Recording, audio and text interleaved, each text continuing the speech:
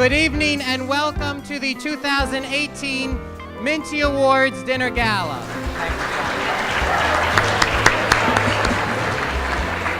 We are here tonight to honor and recognize some wonderful individuals and also to celebrate the wonderful, vibrant community that is the Staten Island Catholic High School community. And then first, I'd like to recognize our honorees representing Sister Amand. Mary Jane Truckenbrod is with us. Our distinguished alumni recipient, Mr. Frank Lombardi. Everyone's favorite groundhog keeper, the Deputy Borough President, the beloved Ed Burke. Members of the cast of More Catholics 1972 Showboat. And our Monsignor Ansaldi Memorial Prize recipients, Tyler Kelly and Dominique Treglia.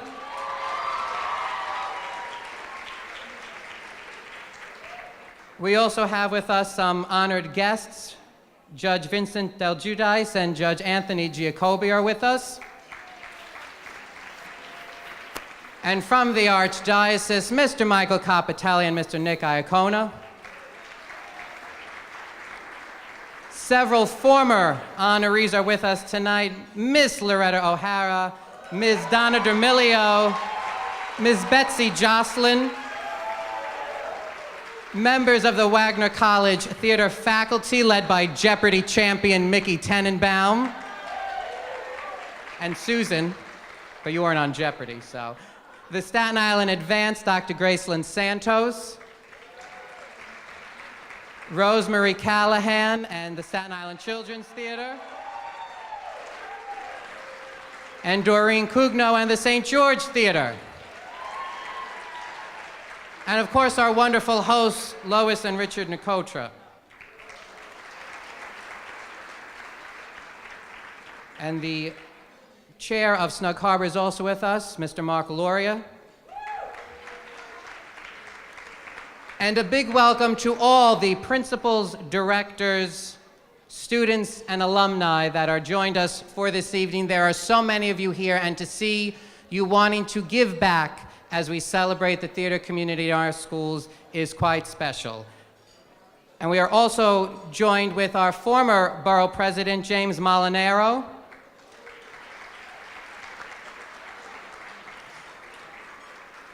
and a number of thank yous. First, to my wonderful board of the Minty organization that has helped prepare this, as well as the Gala committee led by Jessica Caracciolo and Tanya Glassman, and the rest of the members, Nick Buckholtz, Phil Buccigrossi, Joey Caramano, Mike Capitelli, Donna D'Amelio, Kristen Dalto, Gianna Fumifredo, Nicole Hermanson, Sam Hermanson, Jenny Kelly, Kathleen McBratney, Dennis McKeon, Christina Moore Avina, Diane Perugia, Jessica Rella, Linda Romeo, Bobby Santamoro, Rebecca Shanamayo, Charlie Siedenberg, Charles Sullivan, Kerry Sullivan, Michael Tassetta, Marissa Terzino, Melissa Tierney, Bruce Turner, and Karen Wall.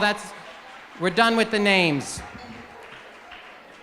And another big thank you to the wonderful staff here at the Hilton Garden Inn, co-sponsors of this wonderful gala for the 5th year in a row. A big thank you to them, and a big thank you to our entertainment tonight, led by Gary of Trio Productions. Thank you, Gary. We're going to begin tonight's honorees with the awarding of the Monsignor Joseph Ansaldi Memorial Prize. This prize was founded in 2016 after the passing of our beloved chaplain of the Minty organization, Monsignor Joseph C. Ansaldi. While principal of St. Joseph by the Sea High School, Monsignor Ansaldi oversaw the construction of a state-of-the-art auditorium for the school's performing arts department.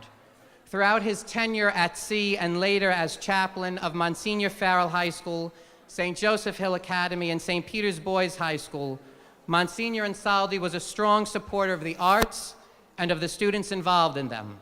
This prize was created to support and recognize those students who, through their Catholic education, Christian example, and dedication to the performing arts, carry on the spirit of Monsignor Ansaldi. And tonight's recipients were selected by a board of alumni, faculty, and clergy. Our first recipient from St. Joseph by the Sea is Tyler Kelly. Tyler began his involvement in the performing arts at the Academy of St. Dorothy. It was there that his Catholic education was first formed and where the Catholic values of service to his community and giving back to those less fortunate were instilled upon him. When he made the decision to attend St. Joseph by the Sea instead of LaGuardia, he knew that he had made the right decision, for at a Catholic high school, he would be able to grow spiritually as well as academically. At Sea, Tyler is an active member of the Viking Voices and the Viking Players, where he was able to find like-minded individuals who wanted to reach the community of Staten Island through their vocal talents. In Tyler's essay, he wrote, "In today's complicated world, we need our Catholic faith more than ever. It provides us with a guiding light in a morally ambiguous world. At times, it can be difficult to discern what is the right path to take, and our Catholic faith must be a beacon for us to follow. I would not be able to have such a clear and strong path if it was not for my Catholic education at Sea, in conjunction with my performing arts community. Theater has taught me friends, loyalty, and love. I do not think I would be the person that I am today without the community in our Catholic schools, especially St. Joseph by the Sea." Tyler Kelly.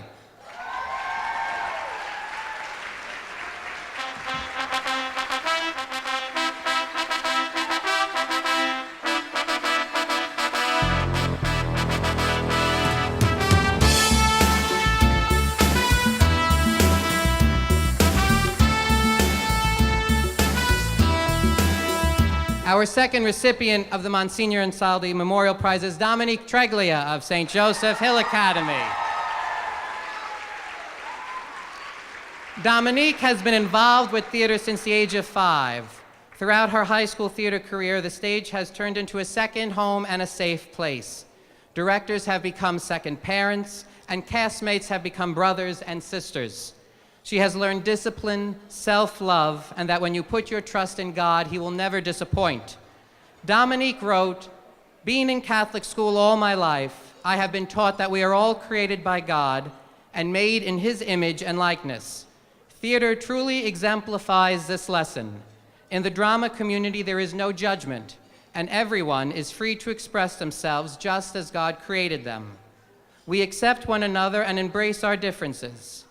As a community of high school students, we are sometimes labeled as drama geeks or outcasts, but this does not bring us down. Instead, it unites us into a family full of love and acceptance. Before the lights go down at a show and the orchestra starts to play, we gather together as a cast to say a prayer. We thank God for blessing us with one another, this show, and ask of Him that we have the best show possible, giving us the strength and confidence to go out and perform. The Catholic high school performing arts community has taught me that it does not matter what other people think of you, but how you feel about yourself." Dominique Treglia.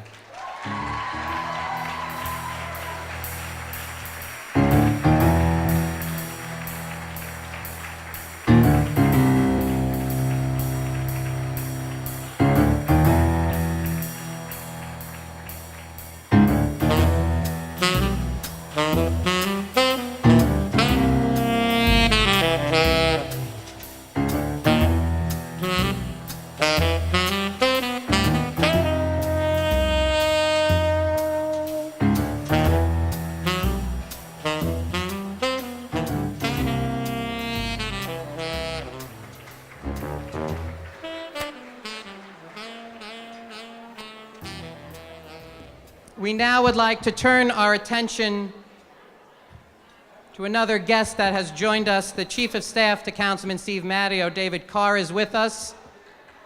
And the councilman was very nice to send along City Council citations for all our honorees this evening. Thank you. Our next honor for this portion is the Outstanding Show Award. This award is given to a production that has stood the test of time as a pinnacle of success in high school theater. And for this year's honoree, we turn back to the fall of 1972, when the ultimate impresario of high school musical theater decided to produce this beloved classic, Showboat. Carl William Lesh assembled a large cast of more girls and newly arrived more boys, and taught them that this musical operetta that no one else on Staten Island had ever attempted. The show was a landmark on Broadway when it opened in 1927, and in More Catholic back in November 1972. With its lush score, lavish costumes, and innovative staging, Showboat was a high watermark for the early year of the Moore musicals. Of note, this production was the first to be staged in the semi-round, utilizing a thrust stage. Lesh envisioned this staging as a way to afford the audience an intimacy with the show not traditionally possible. This honor is also being given in memory of John Santana, who played the role of Joe in the production. John was taken from us far too young, but his legacy certainly lives on. There is not a person from that production that does not remember John holding out the penultimate note of Old Man River for so long and for so perfectly that it is a performance not likely to be replicated on a high school stage. And in a sign that we are all connected, John's sister Jenny, who was also in the show, her daughter Janine Bruin was the first to receive the Outstanding Actress Awards given by the Minty organization in 2011 and 2012. I think it's best to use Carl's own words in describing the experience of Showboat. Your support of this show bodes well for more musicals at Moore, presented in a professional manner as possible. Professionalism is not based on a performer's financial state, but a state of mind and attitude. Our boys and girls learn something with every appearance. It is an enriching experience to work together, the creation of a theatrical and musical moment, one never to be forgotten. And 45 years later, it is not forgotten, which is why we are proud to honor Showboat with our 2018 Outstanding Show Award. Please join me in welcoming to the stage 3 cast members from that production of Showboat: Rosemary Callahan, played Magnolia; Joe Giovinazzo, one of the Barkers; and Frank Lombardi, Captain Andy.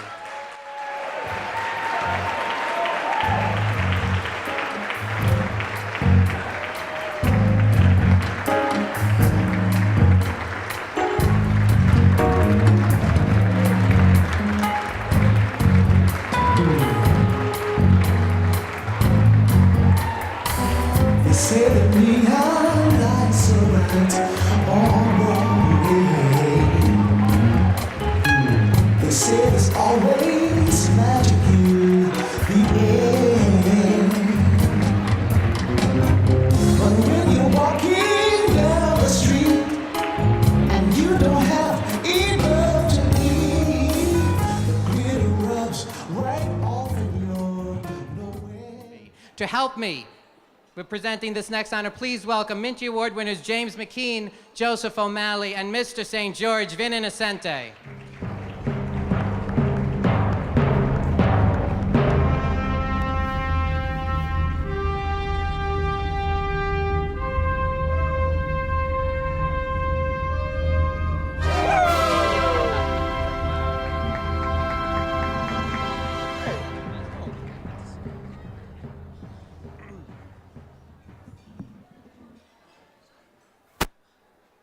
Mark Twain.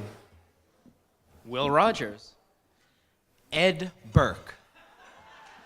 3 great American humorists, all of them known for their urbane wit, folksy sense of humor, and ability to make us laugh in our darkest days. Well, 2 of the 3.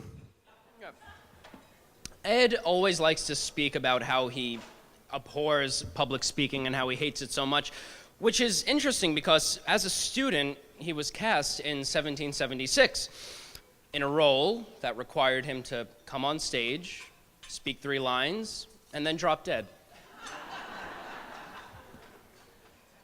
And yet that one role made him so nervous. Which is ironic because, Ed, we've watched you drop dead on the Minty stage every year.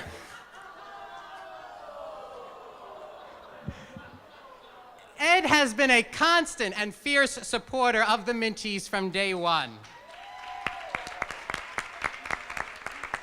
But that hasn't stopped him from taking a few shots at us.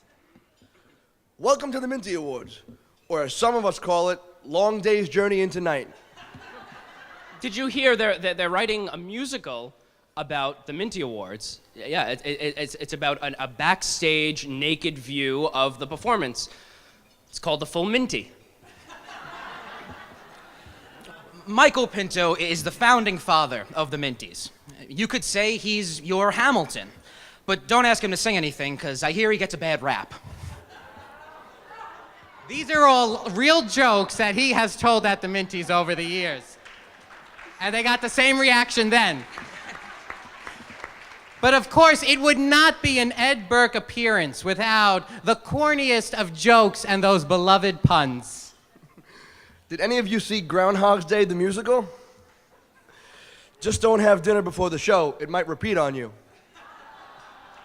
Looking around at the old rigging, I think we can be glad no one did Spider-Man, the musical. That's true. They're making a musical about Twitter. You high school kids are gonna love it. Lots of roles, about 140 characters. Although I think recently we've double casted to 280, so you have to update the joke a little bit. That was from 2014. But seriously, any organization would be incredibly lucky to have the support that you have given us throughout the years. And yet on Staten Island, so many of our organizations are that lucky. You are one of the strongest supporters of the arts and a fierce advocate for performers. And for this, every student in this room and our schools is indebted to you. When no one knew what the Minties were, you were there cheering us on, and we will forever be grateful to you. We thank you, we love you, and by legally accepting this award, you will never be allowed to tell a joke on the Minty stage again. No? Okay. Your Deputy Borough President, Mr. Ed Burke.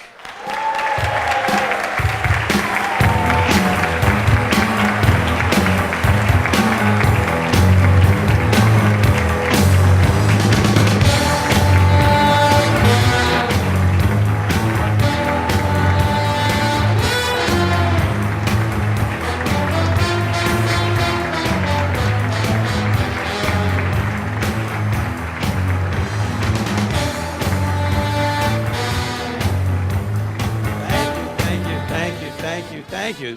Wow, that was great. Actually, those were the jokes I said at many Minty Awards, so I'm pretty proud of them. And excuse my cold, but I must have said something that went viral.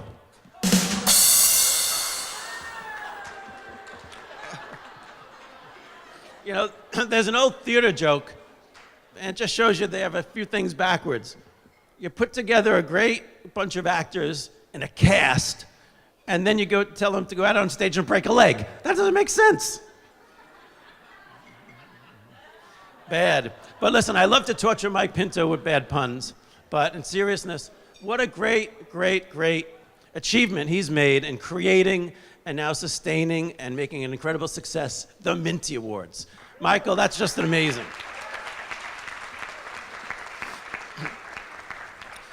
You know, I can't sing, I can't act, I can't dance, I can't tell good jokes, but I do admire people who can do that. I admire these guys. I admire all the great actors, musicians that have come from our Catholic school performing arts systems. They've done a great job. And it's true about 1776. That was my one exposure. And I did pass out in more ways than one. So Mike, you know, we're both a product of Wagner College, great education's there, and I really respect people who have a big idea and then run with it. And I think a lot of the young people in this room are going to be people in America who have big ideas, run with it, and make them successful. So in that respect, Mike is an incredible role model. But you know, I'm always going to remember that I gave Mike one of probably his best role. Yeah, I cast him as a tree. Not in Wizard of Oz, but in Spooktacular. He was in a tree. He wore a big, heavy costume. And I can assure you, his performance grew on you. His bark was worse than his bite. And all night long, his roots were showing.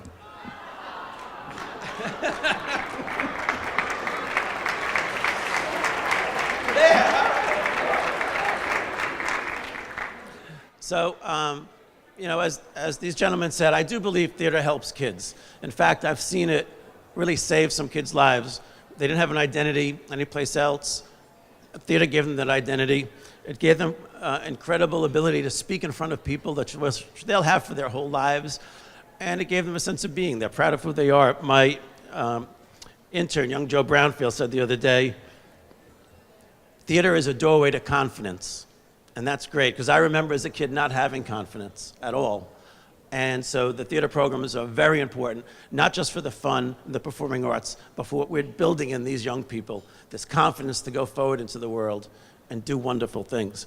So, it also builds lifelong friends, and a lot of my friends are here. Thank you all, those tables over there. Thank you for being here. It really means a lot to my family and friends. My mom, my aunt, my cousin, just great friends throughout life. Judge DelGiudice, Judge Jacoby, thank you for being here. And I want to do a shout out to Borough President Jim Otto, who's very supportive and has your back on performing arts. We talk about it all the time. And to our Borough President, former Borough President Jim Molinaro, who's here. Now check this out.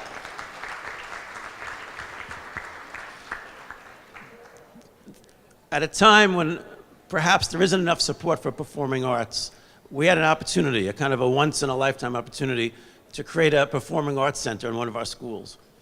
And the city said there wasn't enough money and it wasn't going to happen. Jim Molinaro went to City Hall and he said, what if I put more than half of my capital budget into this project?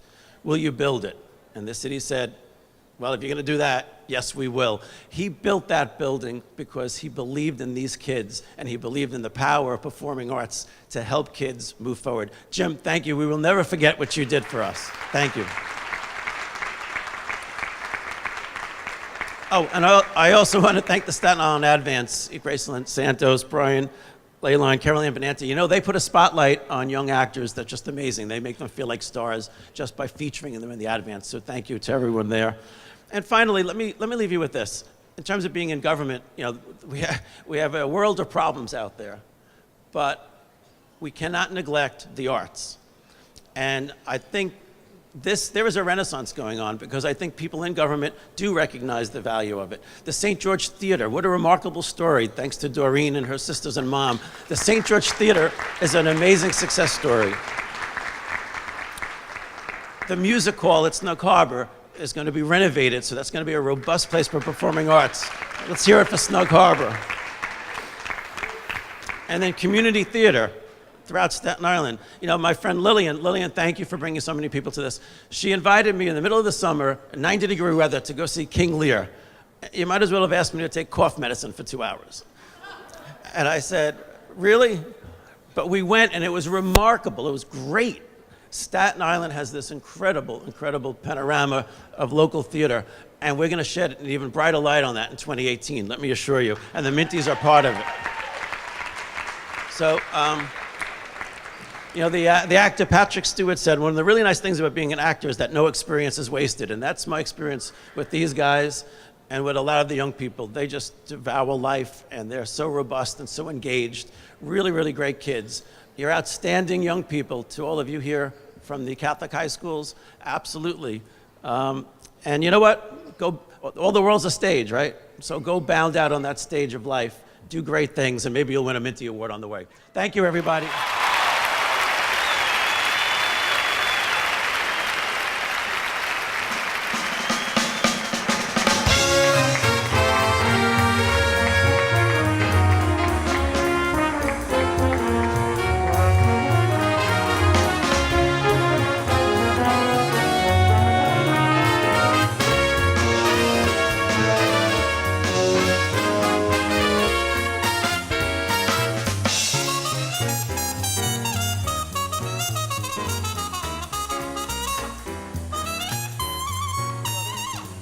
And now to help with the presentation of the Distinguished Alumni Award, please welcome a senior at Moore Catholic High School, James Vendito. Frank Lombardi graduated Moore Catholic High School in 1974, appearing in all the musicals while there, including Guys and Dolls and Showboat, along with musicals at St. Joseph Hill Academy and St. John Villa Academy.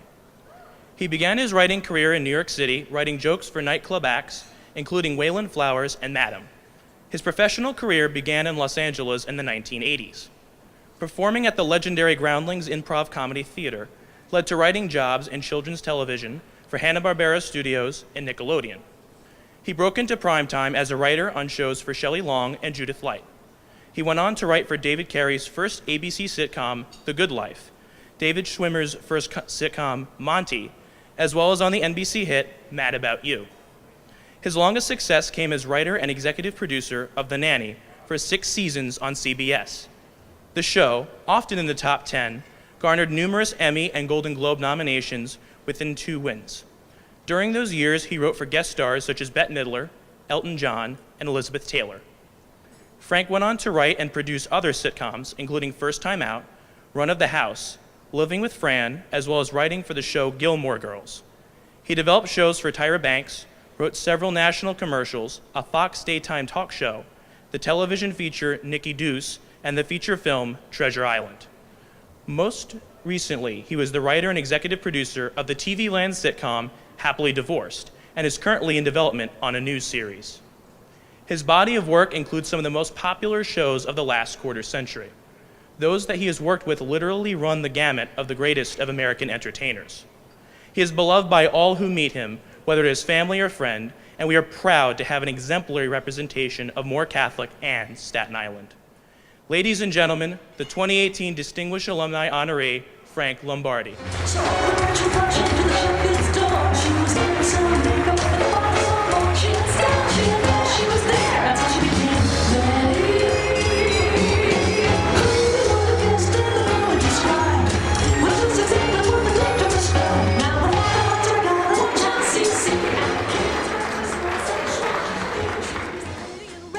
Thank you. Wow, this is a lot fancier than I thought it'd be. I was expecting like the cardboard boxes of wine and stuff. First thing I want to say is how impressed I am at how professional and sophisticated the shows are that you guys are now doing in these schools. I see pictures and I see the videos online and the costumes and the sets, and you have body mics, and we would flip up the basketball hoop and have this one sad mic on a rope that picked up nothing, and Carl Lesh would drag a chair all the way to the back of the gym to listen to the rehearsal, and every once in a while he'd just yell out, "They paid back here too, you know," which meant project. The writer, Armistead Maupin, who wrote Tales of the City, he coined a phrase. He said that we are all born with a biological family, one that stays with us for all of our life.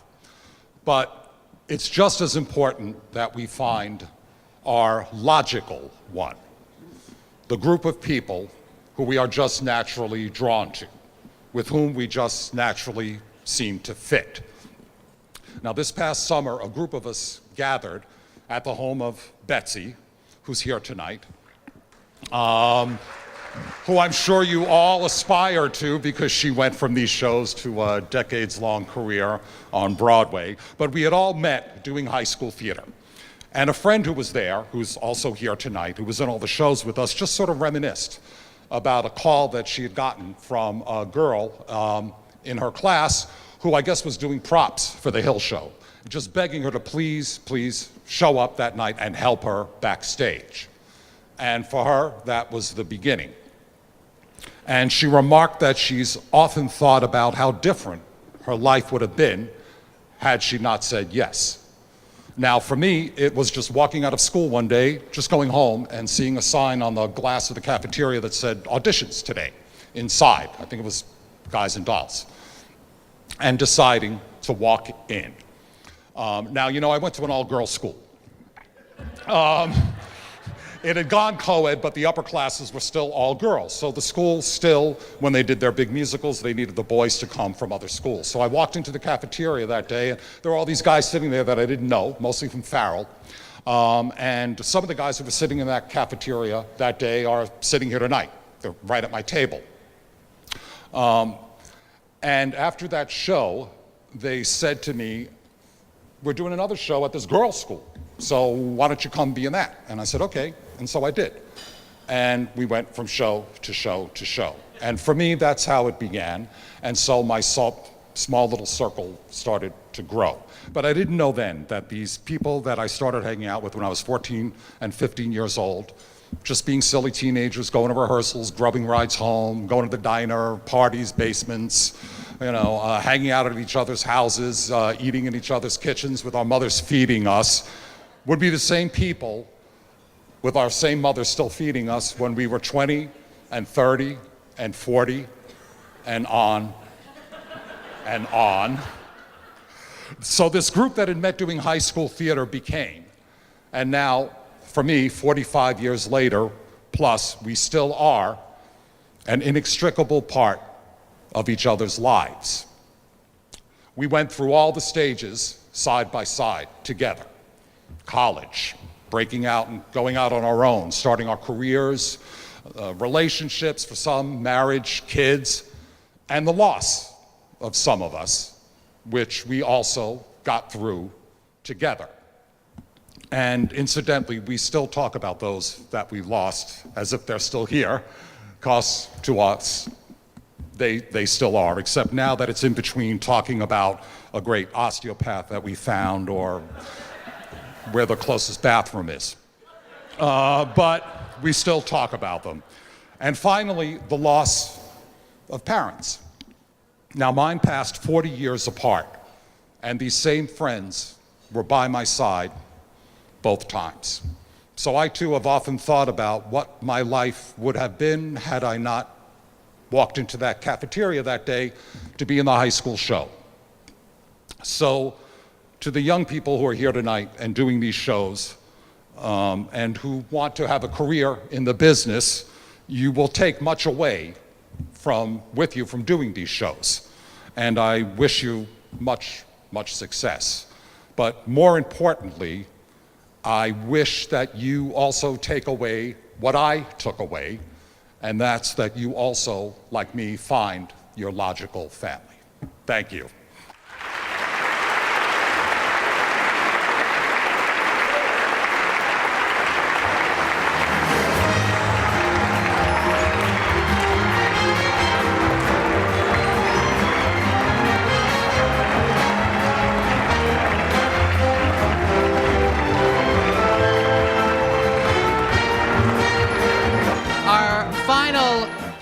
Recipient tonight is the Carl William Lesh Memorial Award for Educator of the Arts. Goes to Sister Raymond Bartis posthumously. We have been reunited, several of her students, friends, colleagues that are here tonight to pay tribute along with the students of St. Joseph Hill Drama Club. Charlie Sullivan will lead in the retrospective and honoring of Sister Raymond.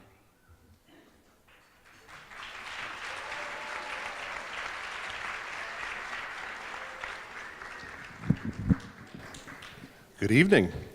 Sister Raymond was one of the early forces in what is now the venerable tradition of musical comedies in Staten Island Catholic high schools, along with Carl Lesh, Father Renato Piazza, and Marian Sparago. You'll hear more about Sister Raymond from one of her dear friends, but suffice it to say that she was a historian, a scholar, and a very, very demanding teacher. She saw musicals as an extension of her teaching mission, and all of us here who were directed by her can recall her teaching moments, sometimes a bit red in the face and occasionally laced with German expressions that we didn't quite understand.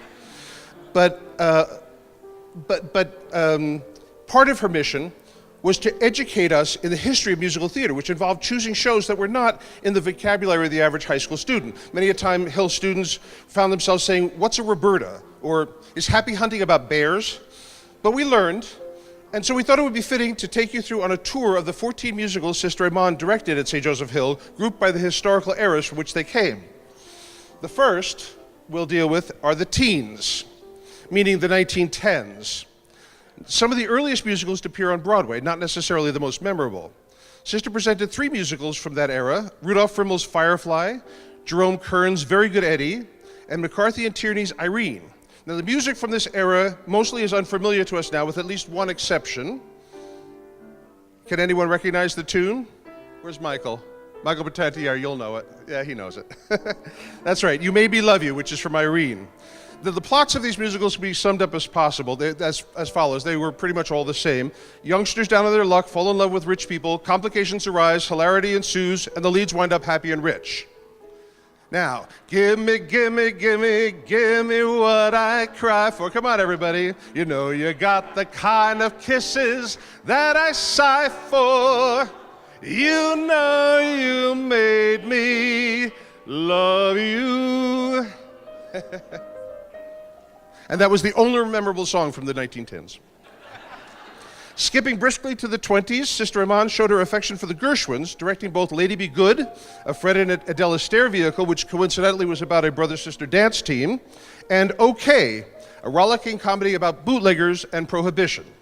The Gershwins brought us some lovely songs, presented here by my sister, Carrie Sullivan, and Rebecca Shanameo, both hill-leading ladies of different eras.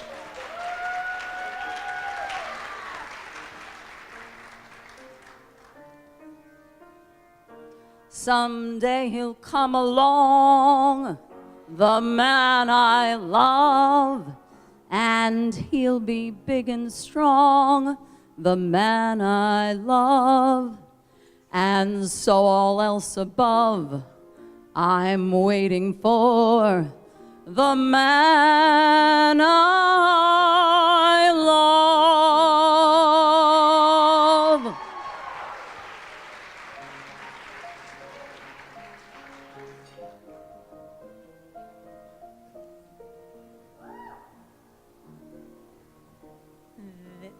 There's a somebody I'm longing to see. I hope that he turns out to be someone to watch over me.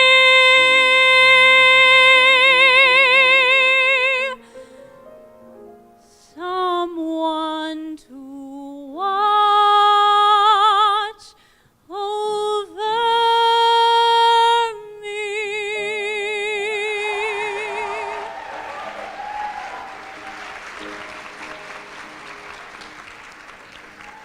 Rounding out the 20s era for Sister Iman was the show we did my senior year, No No Nanette, about three couples cavorting in pre-casino Atlantic City. Now, just a note to the current students out here, there were so many of us from Farrell, St. Peter's, and Moore who auditioned that not only were the female leads double cast, but the male leads were as well.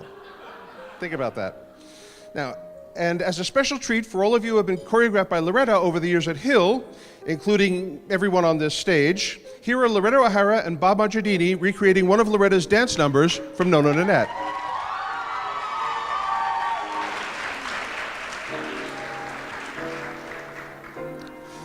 Picture me upon your knee, just T for two and two for T. Me for you and you for me alone. Nobody near us to see us or hear us. No friends and relations on weekend vacations. We won't have it known, dear, that we own a telephone.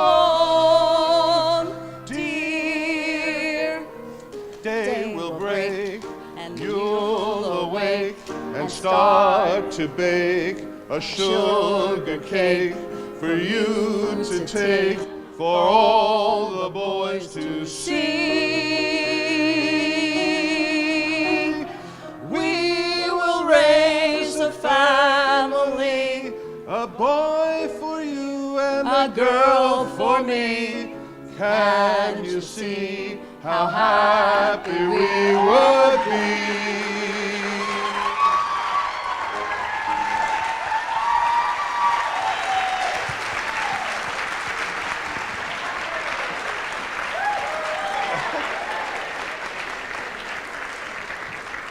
See, she still has it.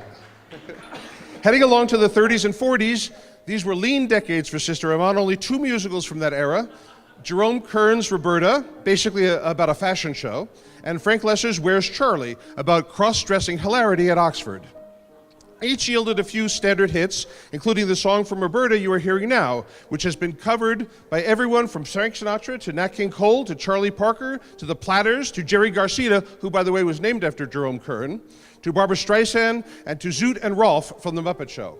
There's even a rumored recording by Freddie Mercury, which has yet to be released, and we got to see the song in its original context.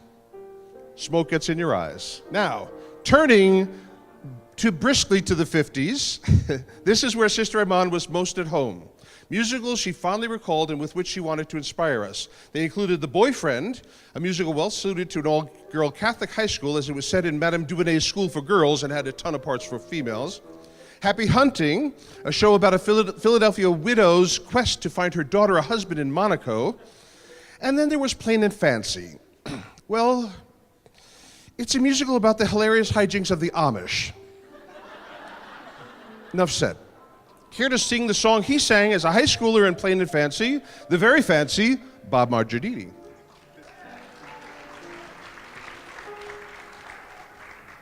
Young and foolish, why is it wrong to be young and foolish?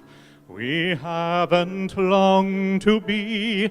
Soon enough the carefree days, the sunlit days go by. Soon enough the bluebird has to fly. There we go. Thank you, Robert. Still fancy. Another of Sister's 1950 favorites was Wish You Were Here, which regales us with a tale of love in the Catskills. It's sort of a Dirty Dancing without the dirty. This show illustrates also one of Sister Iman's directorial traits. Now, here is what Sister heard when the cast sang the title song. Someone's painting the leaves all wrong this year. Wish you were here. Stop. Needless to say, Sister was not happy. Anyone understand why, what the problem was for Sister Iman? Those of you who have had Donna, she does the same thing. There are no shoes in Wish You Were Here, just like there are no axes in Ask, and there's not a Staten Island, there's a Staten Island. This was unacceptable to Sister Iman. So it had to be Wish You. And she stamped her feet and turned red in the face and cursed us in German in a bit scary way and commanded the chorus to sing again. Someone's painting the leaves all wrong this year. Wish you were here. It was unacceptable. Now her temper got the better of her. And Loretta, can you recreate for us what she did? Here's the shoe you've all been asking for.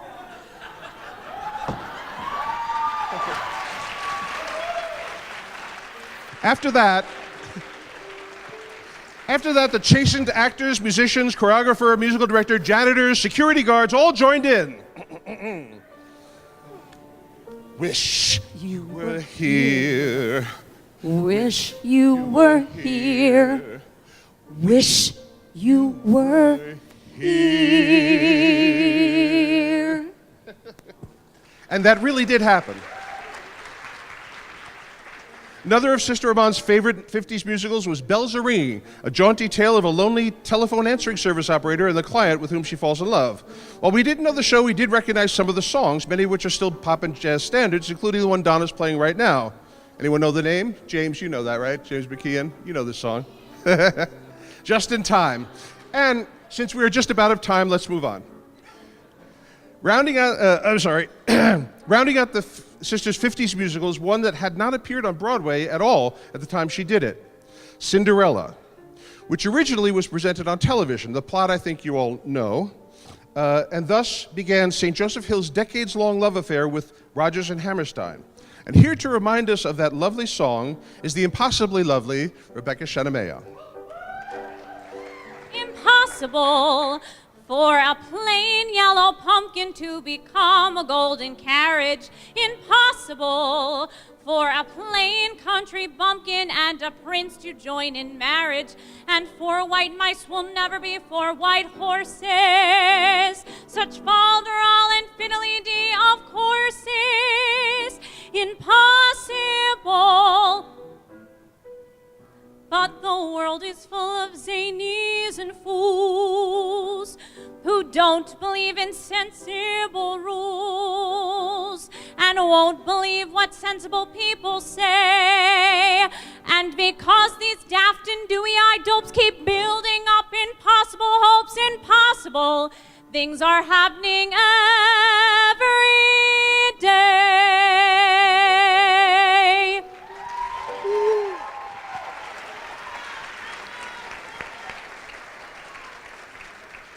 Which takes us to the 60s. Ironically, Sister Iman's only 60s musical was also the first in her string of 14 musicals featuring boys and girls together, and was also the musical that had most recently been presented on Broadway. It was only 11 years earlier. The cast of that show is emblematic of the depth and breadth of talent Sister Iman gathered. It included young people who are now doctors, dentists, lawyers, consultants, authors, critics, investment bankers, teachers, and many theater professionals, including theater and musical teachers like Rob Herbert, Donna D'Amelio, Glenn Kaiser, and George Conlon, comedians like Mike Wiesman, Kevin Wobat, and Richie Byrne, who's the warm-up comedian for Dr. Oz, Vinny D'Elia, who appeared in Broadway in Kiss of the Spider-Woman, Grease, and Best a Little Whorehouse Goes Public, Jimmy Spano, who appeared on Broadway in Hair and Superstar, and who may still be touring in those shows somewhere in Europe. We don't quite know. Charlie Katniss, who can't be here tonight because he's working backstage at Beautiful. Peggy Lee, who appeared in Grease on Broadway, played Radar's girlfriend on MASH, and who was recently Mrs. America. And Betsy Jocelyn, who's with us tonight, who played Ursula for Sister Iman in Bye Bye Birdie back in the day, and went on to play Louisa in The Fantastics off-Broadway, appeared on Broadway in the original production of Sweeney Todd as Joanna, in Into the Woods as the Witch, in Sunday in the Park as Dot, and in Beauty and the Beast as Mrs. Potts, as well as many other Broadway and regional productions. Not bad for an all-Catholic high school on a hill on Staten Island.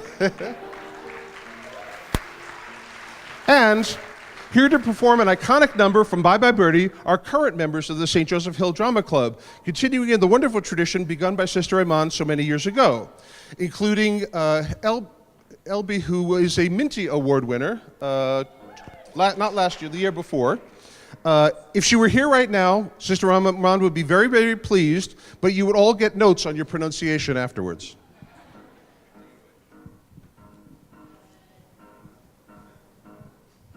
There are chicks just right for some kissing, and I mean to kiss me a few.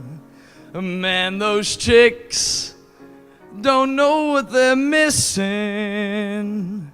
I got a lot of living to do. Hey, you chicks live around here, don't you? Yes, Mr. Birdie. What's the lowdown on this town? I mean, what's there to do around here? Where do you go to have a ball? Well, there's the church basement and the sweet shop. And the older kids go to the ice house. What's there? I don't know. Ice, I guess. Oh, come on, we got things to do. Crazy fools and motorboat races. Someone nice to cuddle up to. Broadway lights and wide open spaces. There's such a lot of living to do. Lots of dates and no one to scold you. And laugh at the view. Moonlight swims and someone to hold you.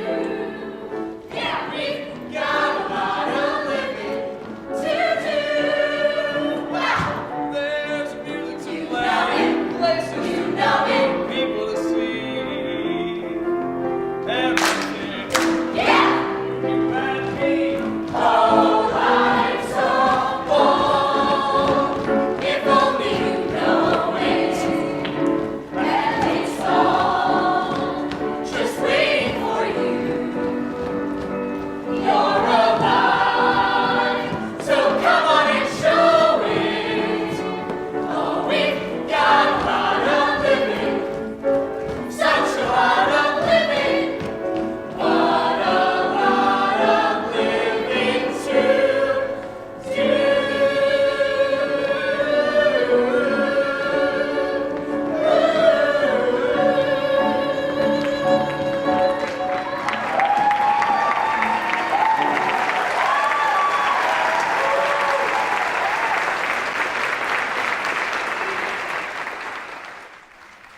Ladies and gentlemen, to accept the Carl Lesch Memorial Award on behalf of Sister Raymond, one of her dearest friends and colleagues, the former principal of St. Joseph Hill Elementary School, Mary Jane Truckenbrot.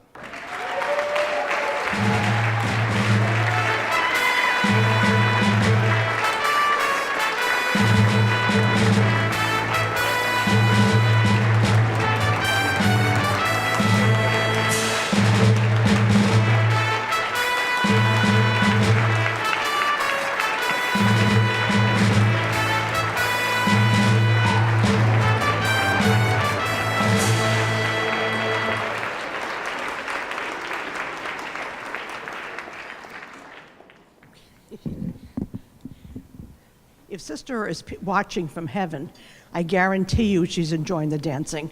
That was always her favorite thing. In preparing for this, by the way, Sister had a PhD in history, but much preferred to be called Sister. That was her chosen vocation. We have some people here who have been involved with Sister from the very beginning. And some of them you know very well, Donna D'Amelio and Loretta O'Hara.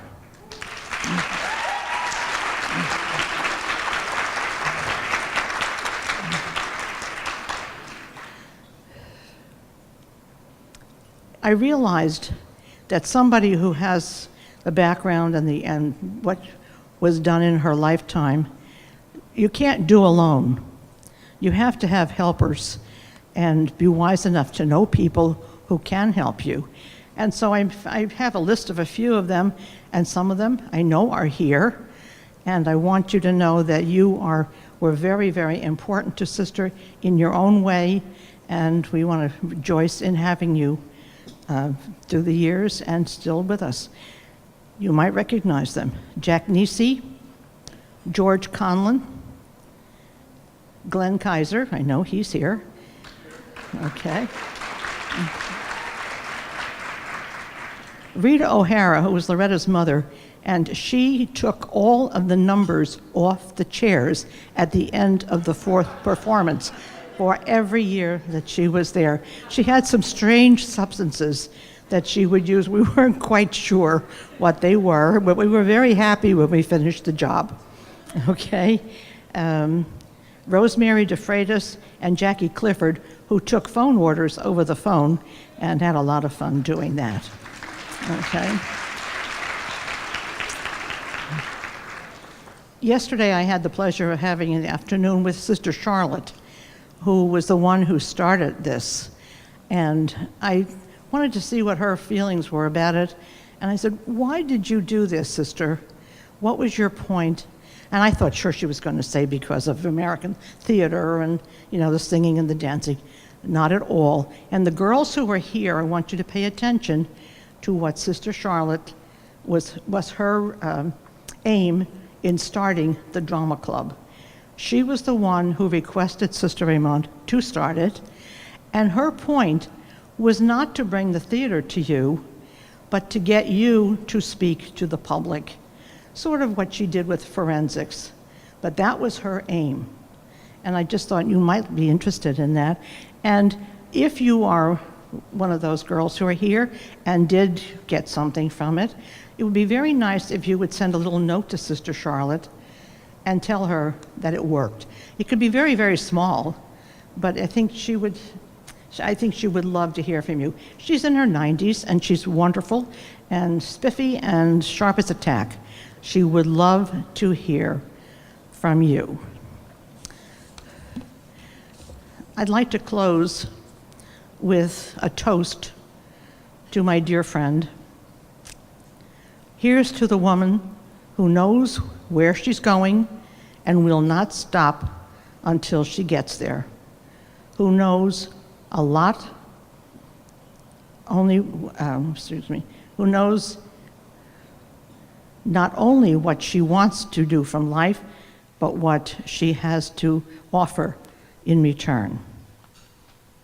Here's to the woman who expects no more from others than she is willing to give, who meets life's challenges And it goes on with grace to accept things that are not successful, both the victories and the disappointments.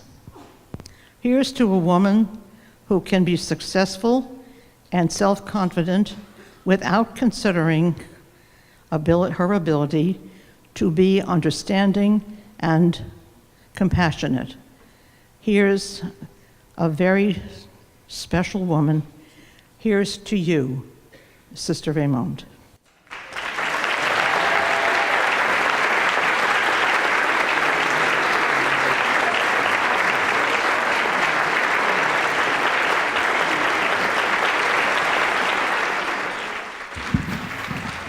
The Minty Organization for the Performing Arts posthumously bestows upon Sister Raymond the Carl William Lesh Memorial Award for Educator for the Arts for her inspirational and lasting contributions to the St. Joseph Hill Drama Club. Mary Jane, thank you for coming up.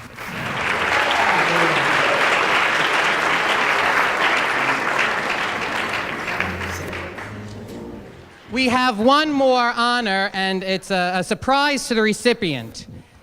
As part of our mission, we value a very strong foundation of Catholic education that seeks to promote the fine arts, along with honoring those individuals that make such an education possible.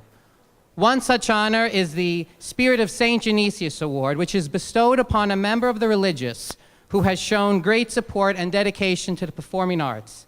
It has been awarded only once to our late chaplain, Monsignor Ansaldi. That being said, we are very privileged and honored to present the Spirit of St. Genesius Award for a second time to Sister Madeline Werner of St. John Baptist.